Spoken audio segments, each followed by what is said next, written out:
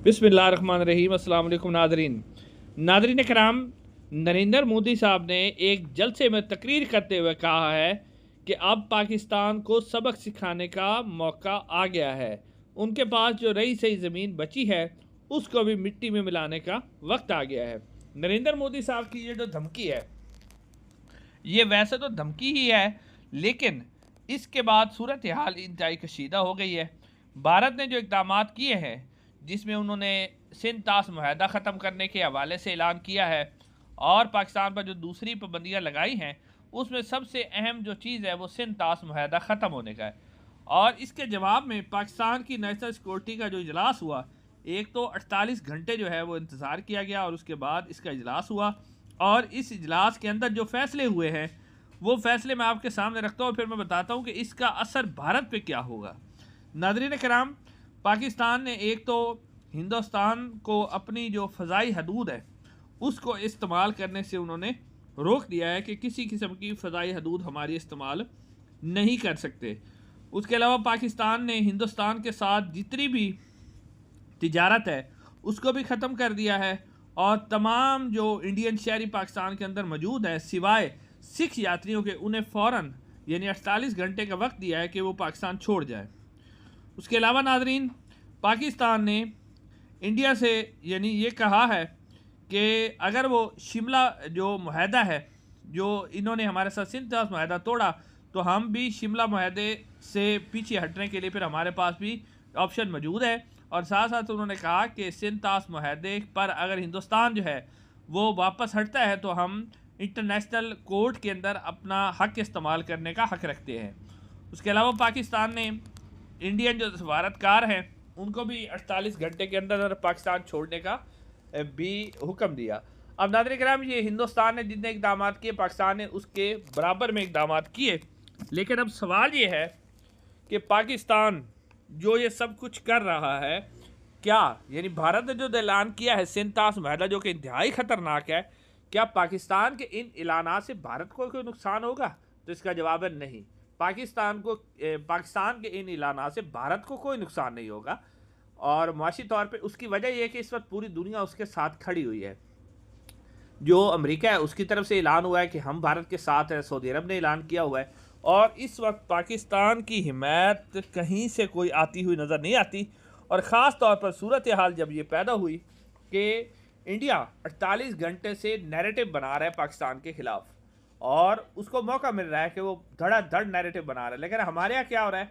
हमारे यहाँ ये है कि हमने जो एक्स है यानी ट्विटर है उसको बंद किया हुआ है, जिसके ऊपर नैरेटिव बनाया जा सकता है और बना भी है। और फिर अब हिंदुस्तान का जो मीडिया है उसे आज़ादी है, वो जो चाहे मर्जी रिपोर्टिंग कर रहा है झूठी, हालांकि वो इंतहाई गुमराह कौन और झूठा प्रोपेगेंडा कर रहा है। जिसमें अभी हाल ही में पता चला कि एक जोड़े की खबर, जिसकी आपने तस्वीर देखी थी कि खातून बैठी हुई और उसके साथ एक मर्द पड़ा हुआ है, उसकी खबर हिंदुस्तानी मीडिया ने झूठी खबर चलाई थी और उसके बाद अब जोड़े की वीडियो भी आ गई जिसमें वो कह रहे हैं कि हम तो बिल्कुल ठीक ठाक है। लेकिन अब आप देखें कि किस तरह का झूठा उनका प्रोपेगेंडा जो है वो कामयाब हो गया है। उसकी वजह यह कि उनके यहाँ लोगों को आज़ादी थी, लेकिन हमारे यहाँ क्या हो रहा है जी? ट्विटर बंद है।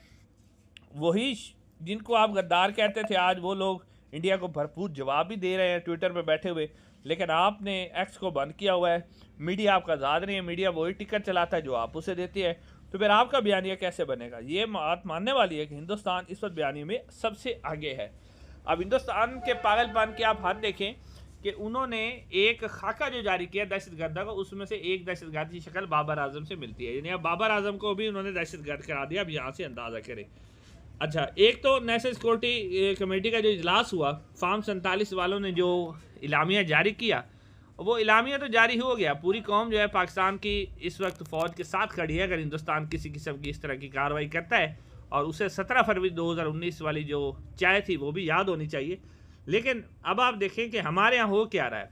नाज़रीन, हमारे यहाँ बड़ी दिलचस्प सूरत हाल है, यानी उधर हिंदुस्तान जो है वो हमारे ऊपर हमला करना चाह रहा है, हमें वो टारगेट कर रहा है, लेकिन हम क्या कर रहे हैं?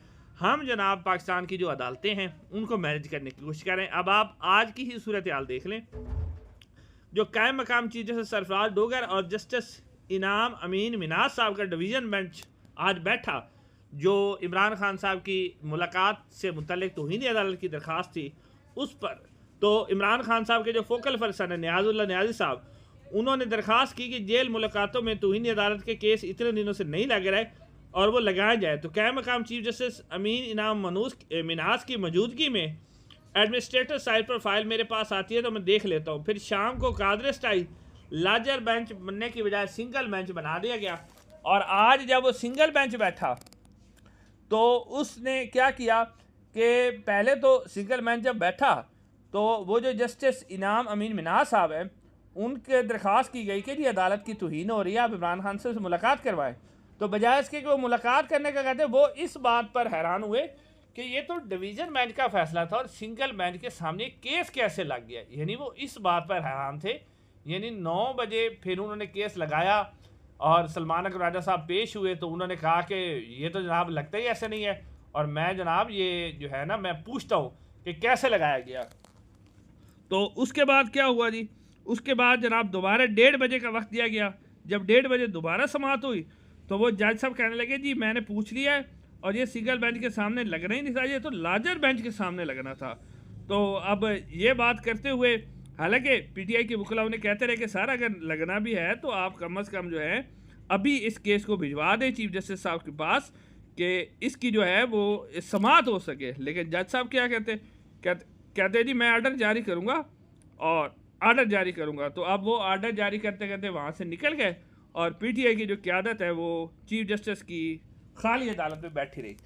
अब आप देखिए कि एक शख्स जिसकी लोग बात मानते हैं 8 फरवरी को उन्होंने उसको मैंडेट दिया है, आप उससे मुलाकात ही नहीं करवाने दे रहे और फिर आप कह रहे हैं कि जी हम बड़ा नेशनल सिक्योरिटी जो इलामिया वो जारी करेंगे। दूसरी तरफ इजहार राय की आज़ादी आपके मुल्क में नहीं है और फिर भी पाकिस्तान की आवाम इस वक्त जो है वो अफवाज पाकिस्तान के साथ खड़ी है। लेकिन आप सूरत हाल देखें कि हमारी हुकूमत हमारी इस्टेब्लिशमेंट की तरजीहात क्या है कि वो अभी भी इस बात पर कायम है कि जो मर्जी हिंदुस्तान कर ले, हमने यानी एक शख्स पाकिस्तान में अपने ज़ाती इक़्तिदार के लिए, अपने ज़ाती ओहदे के लिए, अपनी एक नौकरी के लिए पाकिस्तान को दांव पर लगाने के लिए तैयार है। इंशाअल्लाह अगली वीडियो में मुलाकात होगी।